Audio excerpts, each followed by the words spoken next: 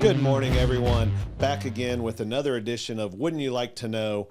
This one we're going to focus on what Marty and I have been really getting asked the most about as we travel around and talk to clients. Before I do that, Marty, how you doing? Yeah, Good to see you again. doing great. We had a really busy April. I tell you, it was kind of crazy, the amount of interactions, client meetings, face-to-face stuff that we got to do. Yeah, it flew by. We got so busy, but I would be remiss if I didn't comment. That's a party shirt you got going on today. I thought today, was a celebration day, and this is actually Peter Millar. I love their stuff. They always take different themes and so forth, and I think this theme is Forrest Gump. It's got little park benches and shrimp on them and little box of chocolates. So funny story, flying back from Mexico a few weeks ago, there is still a Forrest Gump restaurant in the Cancun airport. I think it might be the only one left in the world. Yeah. Charleston had one. I think they're all Bubba Gump shrimp. That's what it was, Yeah. Bubba Gump shrimp. Anyways, one thing we're going to talk about today, mostly focus on, is what, as we're traveling around, what are people asking us? One thing we always get asked is, what are you guys seeing, right? What challenges are other companies? Everyone they all have their own challenges, but they also want to know what other companies are challenged with. And so really just kind of open discussion, because that leads into a bunch of other stuff. But let's start with that. What are you seeing? What are we seeing? What are we being asked as we travel around? Yeah, I think probably the hottest topic that continually is being asked is RTO, right? The return to office. What should we be doing? What is the right mix? What's going on? How is it working? Should we have an office? Should we not have an office? It really feels like people are twisted on this subject. And I think it's because there's pros and cons to every model you can do. And again, I think the key in what we're going to talk about is just, it's what we say every episode, right? Be intentional, figure it out, but whatever you do, do it by design. Don't leave it to chance. Yeah. But one thing, I know you did a podcast, it's probably been 6, 7, 8 months ago. I don't even know how long ago. And the title of the podcast, which I totally agree with, is You Can't Get Promoted in Your Pajamas. A, where did that come from? Because it's kind of brilliant. And then B, let's get into what that means. Yeah, it was funny. We were talking about what's going on in the workplace, and we had a person who wanted to get promoted. Like, they wanted to go to the next step in their career, yet they basically said, I can't travel. We got a new dog over COVID, and, I kind of like working from home. And all of a sudden they set all these parameters, and we were like, well, if you want to get promoted, you got to get out in the workforce. You got to go see the clients. You got to be where the action is. And so it just started making me think about, that you can't, if you want to get promoted, you can't do it in your pajamas. Yeah, if you want to be in the conversation, you got to be in the room, right? Yes. And you can get into, well, how many days and all that stuff, which we might get into a little bit. But why is it so important? When we have Zoom, we have Slack, you have Teams, you have a million different face-to-face video options. Why is that not good enough? Well, I think it's just, look, everybody wants to talk about, well, I'm so much more productive. And I agree, right? Most people who work from home probably work more hours. They get at their desk at 7. There's no breaks. They work through lunch because they're always tied up on meetings. My question, though, is, are they really productive, and are they building the relationships they need?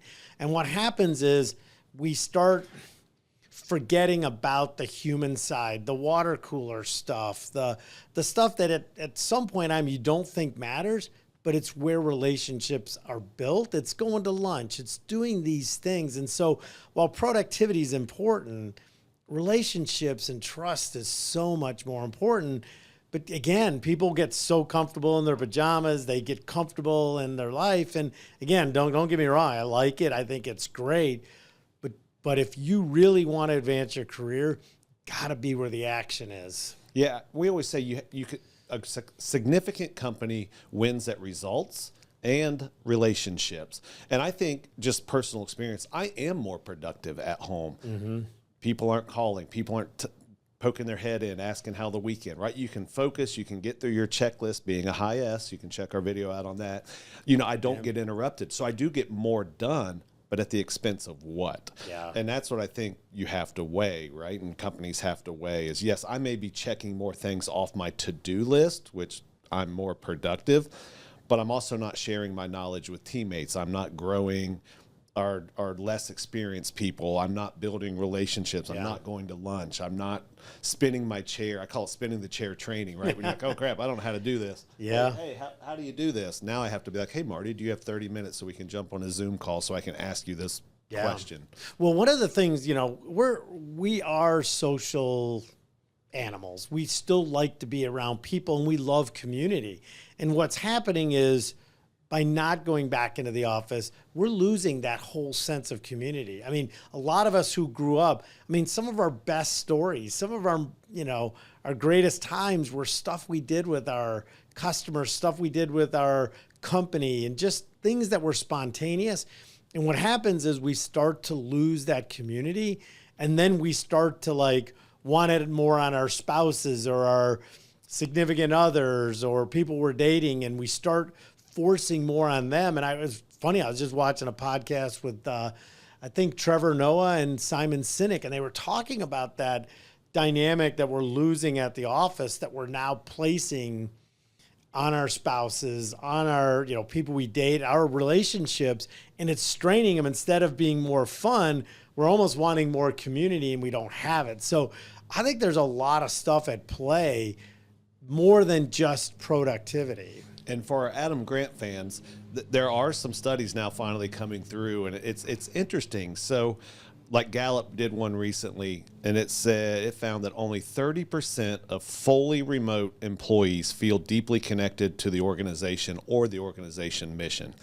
So, as an ops guy, as a talent development guy, that means 70% of my folks probably don't have a whole lot of loyalty to us, the job, Well, you just said it. What do they have? They have a job. They have a job. They have a paycheck. They have a paycheck. And if you really want to do great things, you have to be on a mission, and everybody has to be on that mission.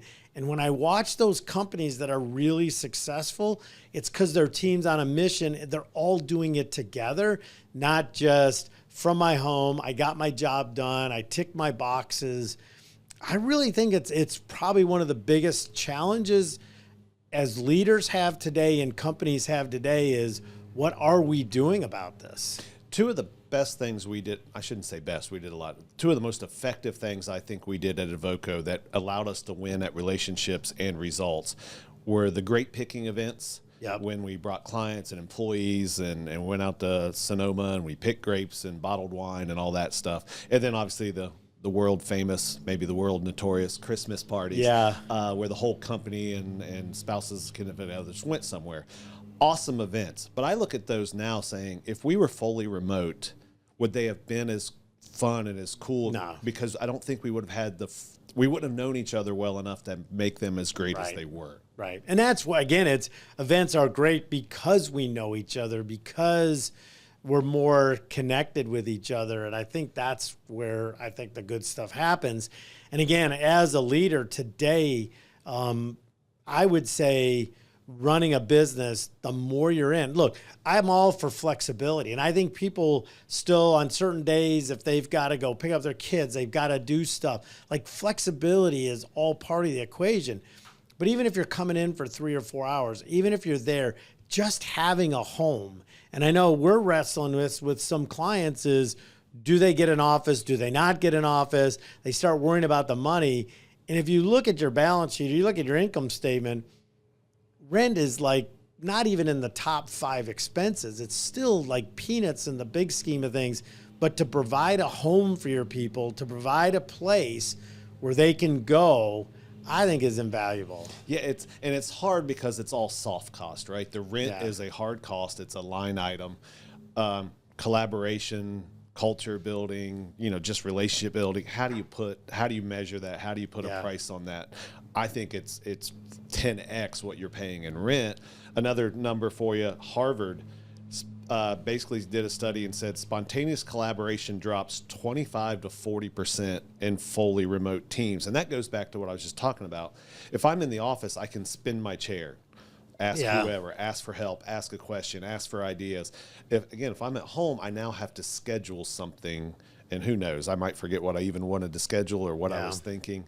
So again, it's office rent. Maybe you may say, oh, rent's expensive, but again, at what's the opportunity cost? Yeah, and we're looking at it. I mean, I think you even said you had a client, start talking about, well, hey, this opens up the doors. We can hire people all over the U.S. And we actually started talking about this, and we're like, well, that's great, but that means they don't really have loyalty where they are. And if you didn't have loyalty before, why are you going to have loyalty now? So now you're hiring somebody you think's great. I can hire anybody in Texas, California, New York, whatever, but they're not going to be loyal to the cause. Again, it's a job. And so to me, building that home base, building that core is what really drives culture, what actually drives commitment, and I think where the magic happens. Yeah, and bringing it back to by design a little bit, we do focus on exit planning and getting companies ready and putting the people, processes, profits, everything in place just in case they ever want to go that route. When you have a bunch of remote workers that really don't have tie-in to the organization, as a potential buyer, right, I'm going to look at that, and that's a risk to me because why are they going to stay? The other thing, when you have people just scattered all over the country too, is now you're, especially as a small startup, paying the different taxes, getting into the different state laws and your benefits. What do we have to offer in this state that's not in this state that's different than that state? It's not as easy as just, it sounds like great in theory. Oh, we can hire the best anywhere in the world. True. But again, it comes with a bunch of trade-offs, I think, that you really have to think about and consider before you go. Well, again, when we had Advoco, I mean, obviously we had a California office, we had a South Carolina office.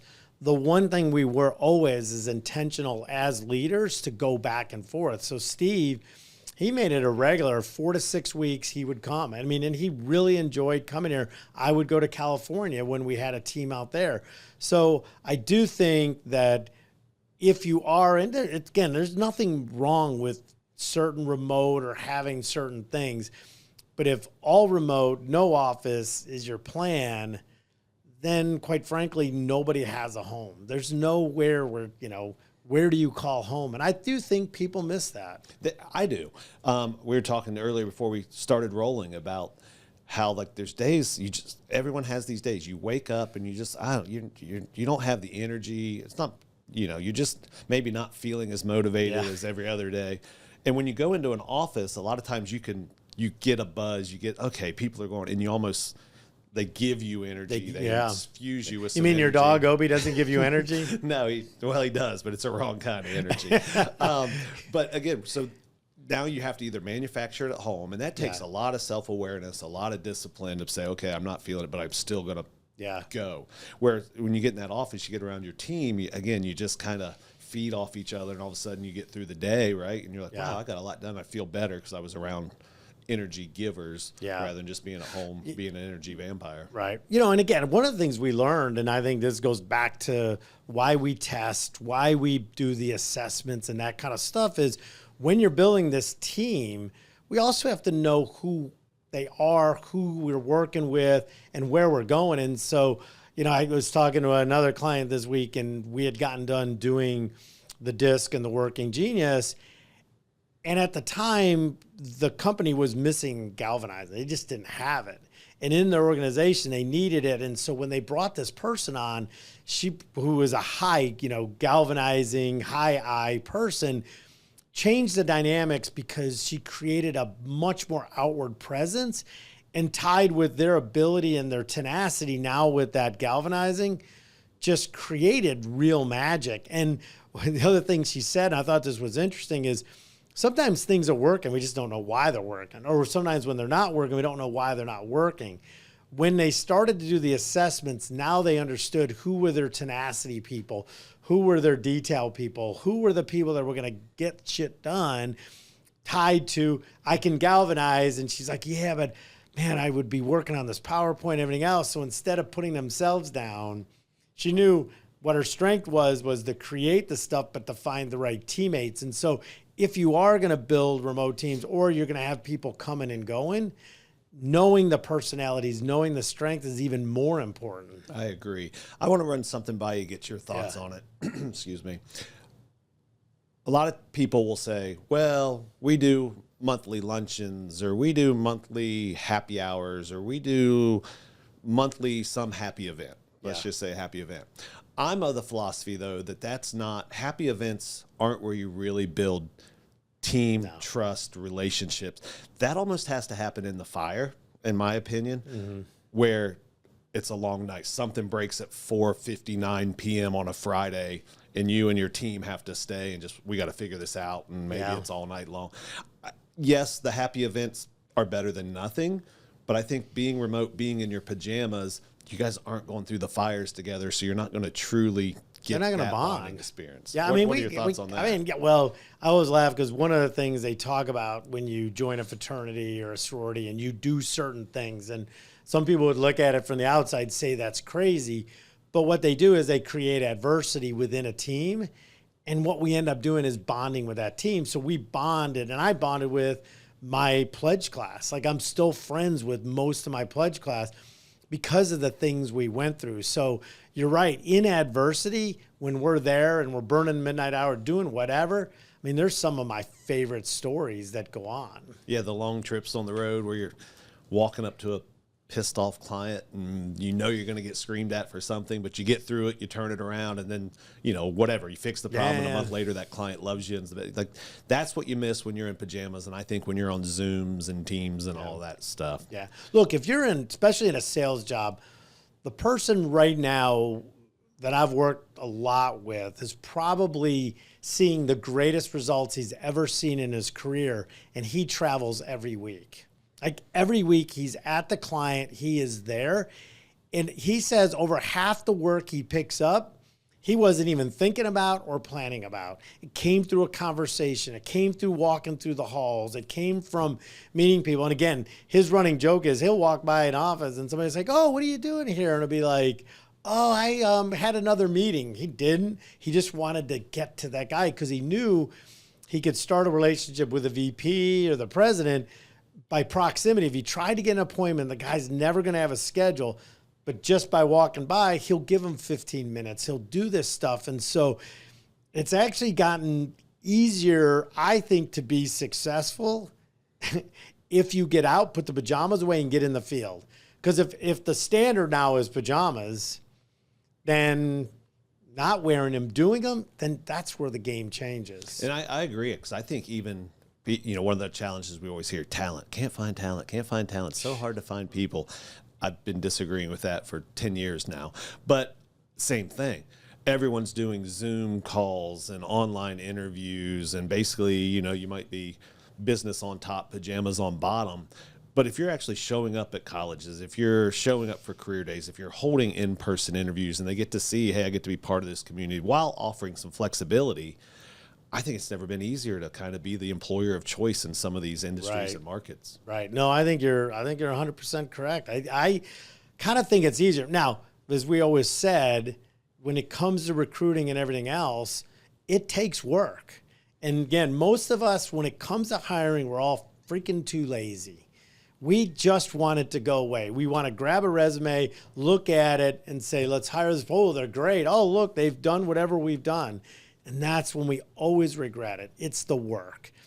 And in recruiting and anything else, you got to find those people that are on your mission. And so my thought is, you're hearing people, or people are thinking right now as we talk about this, well, if I have a return to office policy, nobody's want to work here, I can't get those people. Well, yeah, those are the people you probably don't want on your mission. You don't want on your bus. When they say get the right people in the right seat on the bus, if they don't want to come to work, if they don't want to be in the office, is that actually the right person for your company? Yep. And so we've talked about pajamas as far as sales, right? It's never been easier just to show up and get business. We've talked about it in recruiting, you know, how it gives you an advantage. I think even performance within a company, right? If 90% of the folks aren't going into the office, they're working in their PJs every day, and you're one of the 10% that you're in there. Again, it doesn't have to be every day, but you're showing your face, you're in the room, you're building those relationships, you're around, you're talking. This isn't ass kissing, this isn't brown nosing, this is just you're showing up, doing a good job, and you're trying to build that culture. It's never been easier to get a step ahead for those that want to get promoted, get more money, move up the ranks. Oh my gosh, yeah, I think it's almost too easy. because look, let's talk about, we want to say we have no bias in hiring, firing, promotions, whatever. But we always do it with people we trust and we like. And so if you're in the office and your leader is there and you're spending all this time with them, they're going to start to trust you. They're going to start handing you over things that other people may want to do. And I think that's where the game changes. And if you sit at home and say, well, this isn't fair, you know, I'm more qualified or I've done all this work. But yeah, but you didn't build that relationship. And so to me, we keep trying to put return to office on the employer. I think that's the mistake. I think it needs to be on us as employees. If the employees start to say, look, we want an office, we want to come in, we want to do this stuff, then I think that scale will start to tip. Yeah, and just one last number for everybody today. MIT did a study. People are 50% less likely to be promoted working in their pajamas 100% of the time than folks that come to the office. I mean, say it again. 50% less likely to be promoted than folks that show up in the office. Yeah. I mean, if they learn nothing from what we just said, 50%. So that means you have cut your odds in half, which are already probably more extreme because number of people are trying to get, you know, climb the ladder. And now you just really almost knocked yourself out of the game. I mean, that's kind of alarming. Yeah, it's and when I first heard that, I was like, "There's no way," because results have to matter at some point. But then I was like, "Wait, it's still," and we do it when we do the Working Genius and DISC. Only about 40% of your job performance is hard skills, knowledge. 60% is still that it's the people side. Yeah, and if you're not in the office, if you're not in the room, whether that's the sales room, your leadership room, the recruiting room, whatever room, you know, if you're not even in the room, you're not in the conversation. Right. So one of the things I want to bring up, and again, it was, you know, wouldn't you like to know in that realm, but I did another meeting and I did a talk online and it was with about 65 individuals. You know how many people had their camera on? I think you told me, was it 5, 6? Five. And look, again, it's, if you're going to take the time and you have a speaker and you have somebody coming in, look, the reason you don't have your camera on is you're not paying attention. Let's just call it what it is. You're doing something else. You want to say you're there, but you're not there. And so, you know, one of the things we did at Advoca was we had a rule, camera on and no fake backgrounds, right? No fake backgrounds, because it also kind of looks stupid. You're online and everybody looks like they're in the same office. Yeah. Like, it's just bizarre when it's not who you are. And so to me, if you are going to be remote and you're going to be online, take some time to what's behind you.